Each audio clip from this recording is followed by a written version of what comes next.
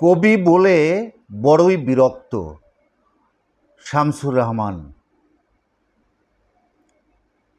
এ আমার কি হয়েছে আজকাল? যেদিকে তাকাই মনে হয় অন্ধকার দাঁত নখ বের করে চোখ পাকায় কেবল, বুঝি একটু পরেই আমাকে ফেলবে গিলে।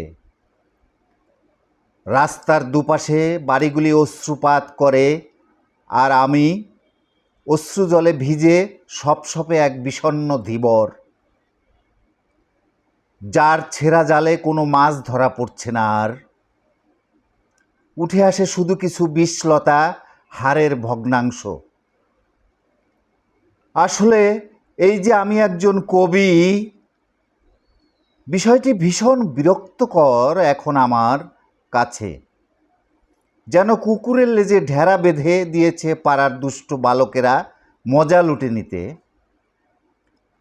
কবি বলেই তো আমার দৃষ্টিতে ভেসে ওঠে বিপন্ন বসন্ত আর উজাড় বাগান, সারি সারি ভয়াবহ কঙ্কালের জিন্দাবাদ ধ্বনি,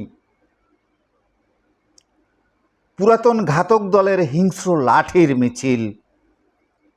কবি বলেই তো অনেকের সহাস্য মতানুযায়ী খামোকা শিউরে উঠি ক্ষণে ক্ষণে, রজ্জুকেই সর্প ভেবে আমার নিজস্ব কিছু পূর্বাভাস শুনে উপহাসে মেতে ওঠেন আপনজন। পাড়াপড়শিরা থাকে খুব উদাসীন।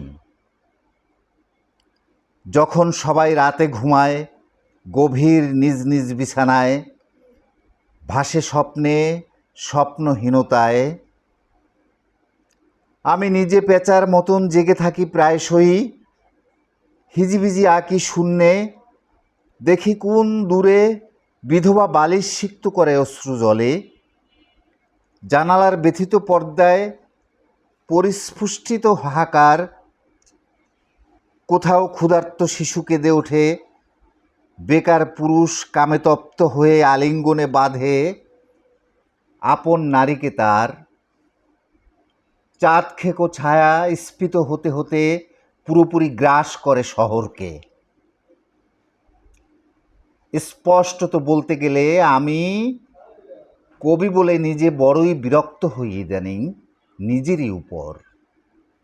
একা একা পথ হেঁটে গেলে মনে হয় কে যেন ছায়ার মতো আমাকে অনুসরণ করে। সারাক্ষণ আড়ি পেতে শোনে যা আমি আবৃত্তি করি, মনে মনে সুচতুর জাল পেতে রাখে সম্মুখে আমার।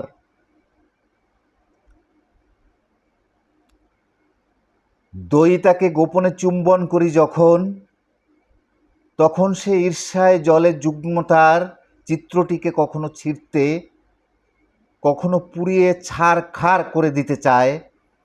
আর এই কবি যন্ত্রণা কাতর প্রায় ক্রুশবিদ্ধ কবি, শব্দের পেছনে ছোটে বন বাদারে, খাদের পার ঘেঁষে ঢুকে পড়ে নরখাদকের কালো গুহায়, এবং জেনে শুনে বাড়ায় নিষ্কম্প হাত বিষধর সাপের খোড়লে।